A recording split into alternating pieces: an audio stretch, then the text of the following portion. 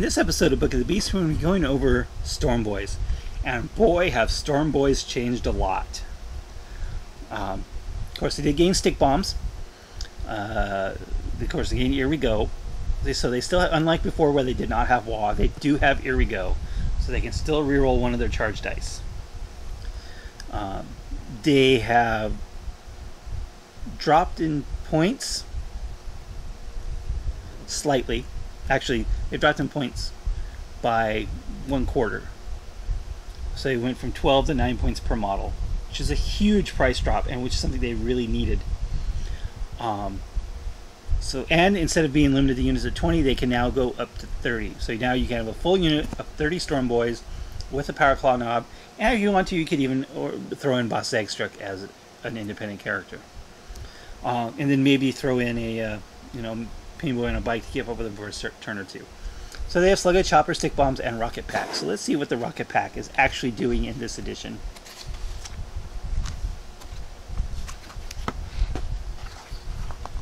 Versus what it did before. So in before, you got 12-inch plus D6 movement, and in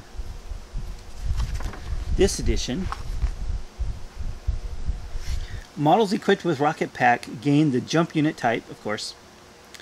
A unit made up of exclusively of models with this Rocket Pack can choose to use them to run 2d6 in the shooting phase instead of the normal d6, even if it used them during the movement phase.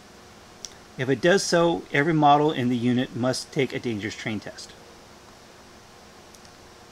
So once again, they are just as fast. And because they have Here We Go, they can still benefit from the Wah. So they can move 12 inches, run 2d6, charge 2d6 with a reroll during your Wah turn. So, that is potentially up to a 36-inch threat range during the Wah turn. That is huge. That's just insane. They've gone down in price. They can have more of them. Of course, they're jumping into so they can still deep strike in if you really want them to.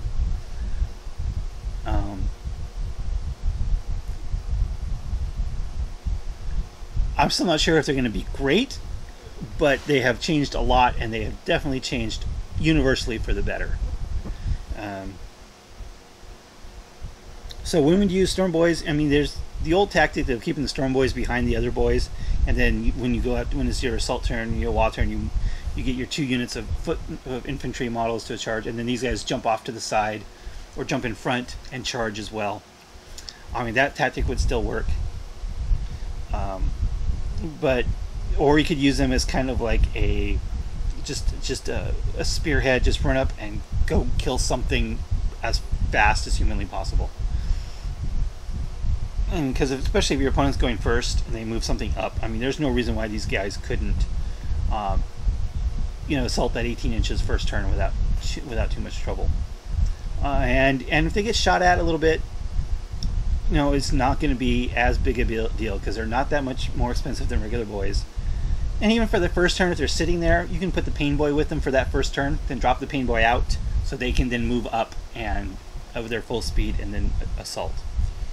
Or you can put, as I said, you can put the Painboy on a bike so he can move with them. So there's 2 options to give the Stormboys a lot more survivability than they've ever had before. That's why I never really played Stormboys before, because they just were they were regular boys, very fragile, and they were very expensive. Now the price has dropped a lot. You have options now to give them some survivability, especially that first turn against shooting with the Painboy, or as the Painboy on a bike, give them a little more survivability while they're trying to get into position. So they can be a very, very... Of course, if you do them as like a spearhead, they're going to lose them. They're going to die horribly eventually. But maybe they can take out a key target prior to being wiped out. So they have a lot of flexibility. Or even if you want to have small units, just jump around and hide, out of line of sight, and to grab objectives. You can do that too.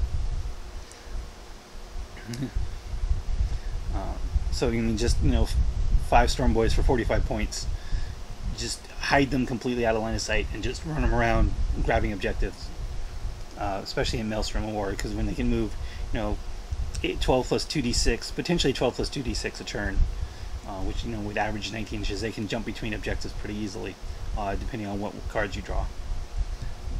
And so they really have gotten a lot better than they were before. They still don't have any weapon options. Knob's the same price. They've dropped in price. They've got the fact that they can in fact benefit from the WA is just so huge, really, really huge. And since they basically have mini fleet all the time, you're going to have a very large threat range with these guys. And they're cheap enough where if they get shot off the board early, you're not going to be crying over them like they were when they were 12 points each. So Stormboys are very, very viable, very powerful, and just as insanely fast unit as they've always been. But now they have the price to match their survivability, which makes them a viable unit. I haven't tried them out yet, just because I've been the guys I've been playing have been primarily shooty guys, and I've had to have the heavy armor. And I've been coming up. I really haven't needed the speed of these guys in any of the games I've played, but I think adding them in might not be a bad idea. So I will definitely be giving Stormboys a try. I'd highly recommend you give Stormboys a try. They are just, they've fixed all the problems with these guys had in the last codex, and made them a really, really cool unit to give a shot at. This compared, where they fixed the Stormboys, made them better, made them viable, while at the same time completely screwing over the truck. I don't get the design philosophy of this book at all. It just seems to be completely random, what they did with individual units. There's no reason to have the truck as bad as it is and have these guys as good as they are. The changes made just seems so random and without a point or without any focus for the army book. And I think that the differences, nothing illustrates that more than the differences to the changes in the truck and the changes in the Stormboys. Truck is not worth the 30 points. It's not worth the $30. Stormboys, absolutely awesome. Absolutely worth every penny of it, worth every point. They're fast. They're still orcs, so they're going to hit hard, hit like a ton of bricks. They have the added benefit of gaining the benefit from the WA. So I said up to a potential of 36-inch threat range. Especially, if you get the Warlord trait that allows you to reroll, run, and charge distances. Oh my goodness. That's just insane. That is just really insane. And give them the options to, the additional options in the book that add some survivability to these guys that they never had before. It just doesn't make any sense to me how they can make this so bad and these guys so good. There just does not seem to be a coherent philosophy, a coherent design idea in this book. It's almost random. I mean, even if it's like models, because these Stormboy models aren't new. Like Mega Knobs got really good. At least there's a new kit for those.